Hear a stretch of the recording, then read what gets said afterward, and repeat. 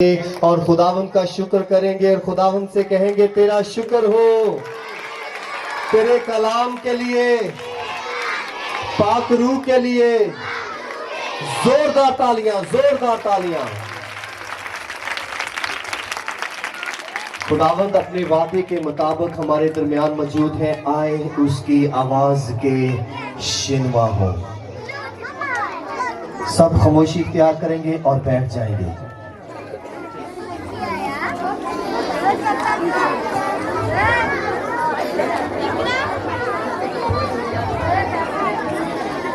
पुराने अहदनामा में बनी इस्राएल कौम के लिए खुदा ने एक बात बार बार उनको कही थी और वो इब्रानी जुबान का लफ्ज है शमा। शमा का मतलब है सुन। आज हम सब खुदा का कलाम सुनने के लिए आए हैं। लफ्ज शमा को इब्रानी जुबान में पुराने अहदनामा में देखते हैं तो 1100 से ज्यादा दफा इस्तेमाल किया गया है और हर जगह जब खुदा ने कहा है सुन ए इस्राएल, सुन ए यकूब के घराने, सुन ए इजहाक के घराने, सुन मेरे लोगों, तो वो चाहता है कि हम सब उसकी तरफ अपना कान लगाएं। किस किस का कान है? सबका कान है। तो हम अपना कान, अपना ध्यान, अपना दिल किसकी तरफ लगाएंगे? खुदा के कलाम की तरफ। इसलिए आज हम ज़बूर 23 में से किस में से सीखेंगे? ज़बूर 23 में से।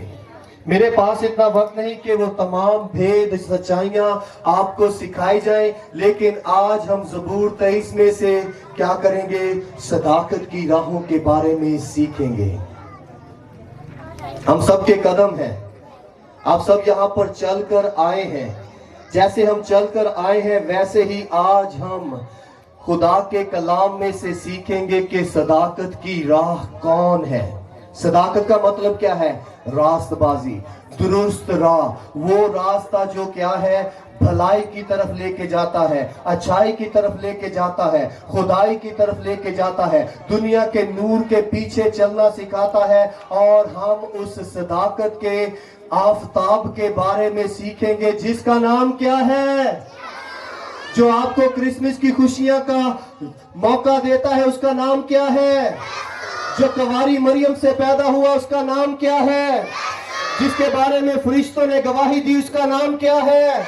जिसे चरवाहों ने जाकर सजदा किया उसका नाम क्या है? जिसे मजूसियों ने सोना मूर लुबान देकर बादशाह और काहिन और कुर्बानी माना था उसका नाम क्या है? जो बाइबल मुकद्दस की मशहूर और पूरी दुनिया में जाना माना शख्स जो आग की जलती हुई झाड़ी में नजर आता है और हम सब के लिए सदाकत की राह तैयार करता है, उसका नाम क्या है? उस यीशु के लिए जोरदार तालियां।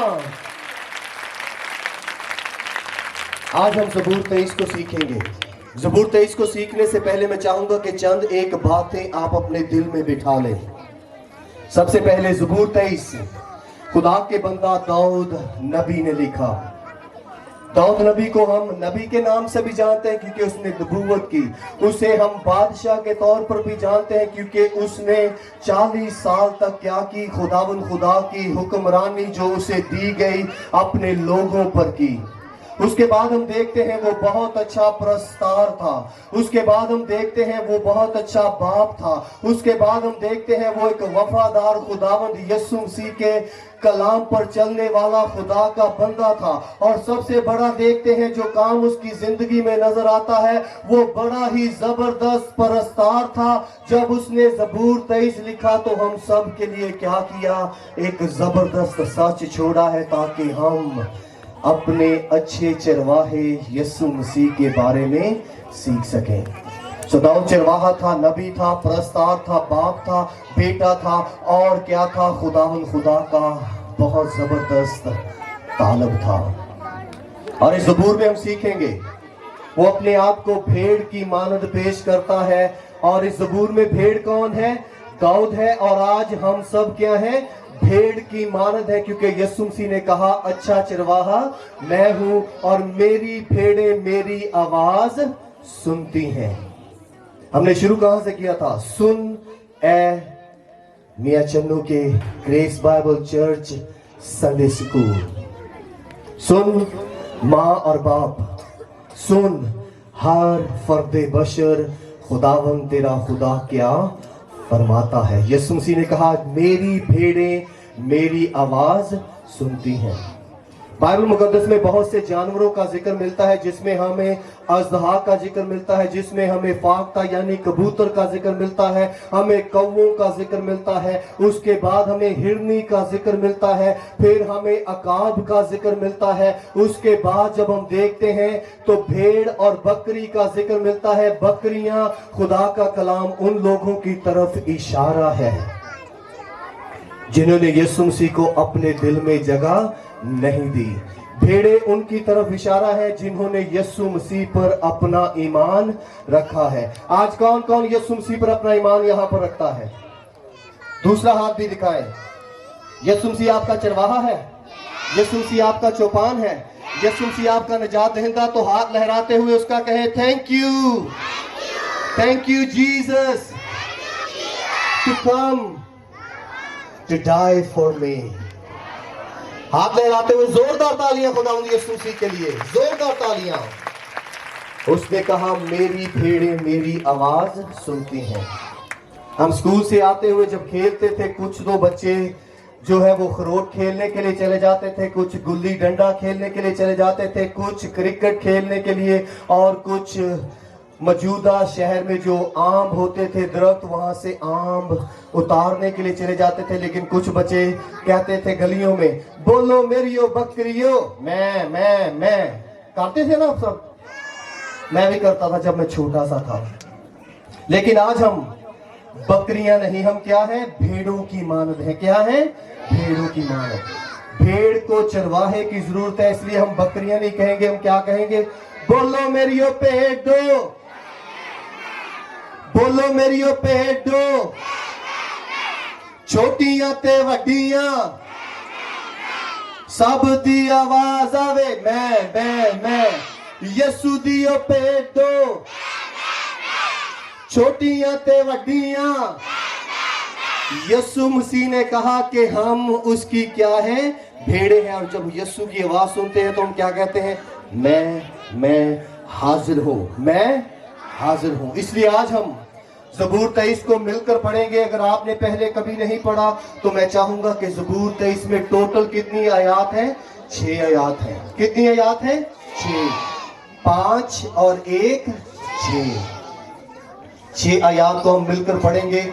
और आज आपको एक तस्वीर दी जाएगी जिसमें आप रंग भरेंगे और बाकी तमाम जो इस किताब में तस्वीर है वो सब आपको मिलेगी। आपके अपने रंग होंगे उस क्रिसमस तोहफे के अलावा जो आपको मिलने वाला है। लेकिन सबसे उम्दा तोहफा जो हम लेकर आपके पास आए हैं, आज हमारा कितना है? ये 13वां साल है। कितना साल है? 13 साल हो चुके हैं कि मुल्क पाकिस्तान में बहुत सी जगहों और कलीसियों में जाकर क्या किया जाए? खुदा के कलाम को बच्चों में तोहफे की सूरत में शेयर किया जाए, ताकि बच्चे क्या कर सकें? उस यीशु मसीह के बारे में जान सके जो हम सब के लिए इस जमीन पर क्या हुआ? पैदा हुआ। हालेलुया। तो तैयार है जी ज़बूर 23 को मेरे साथ याद करने के लिए? सब मिलकर कहेंगे,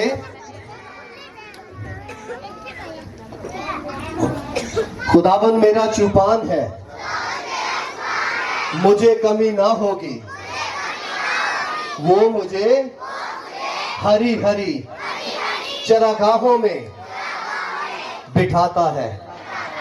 वो मुझे राहत के चश्मों के पास ले जाता है।